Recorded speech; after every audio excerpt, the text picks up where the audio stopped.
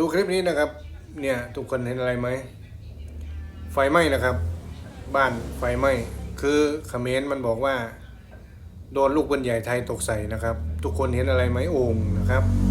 เห็นโอ่งไหมคือถ้าลูกปืนใหญ่ตกใส่โอ่งทำไมไม่แตกล่ะครับ หรือว่าเขมรน่ะยิงพวกเดียวกัน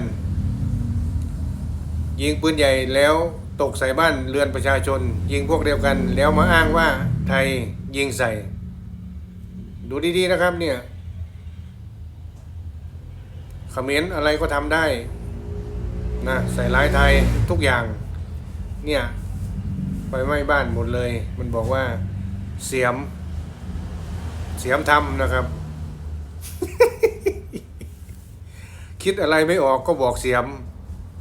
นะโอ้ไม่ไหวจริงๆกับพวกนี้បាទมันยังมาสกอลដែរផ្ទះហ្នឹងបាទคนที่เร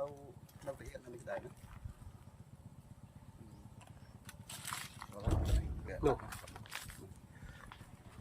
ในขยมจมวยกรมประสากรองสำรองนี่มาเมื่อเป็นงัดตินี่นกนองปนเตียคือเตียนี่นกจวบนังนี่เตียដៅแบบភ្លៀងនេះអូนกนองเนี่ยป่ะ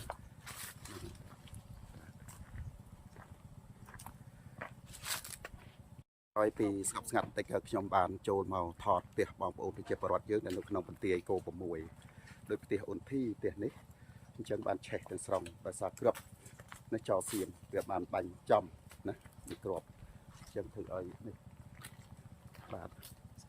ให้มาดาวเป็นนี่คือสเปียบนกกับบังพลองนลายเต้แต่ขยมเฉลี่ยตกการติดตัวนี้นำไปหมอมือนำไปถอดโยสกรรมเทียบจูนหนักเดินรวมบาทเฉลี่ยบาทนะสมอังกุลอังกุลโยสมอังกุลนะ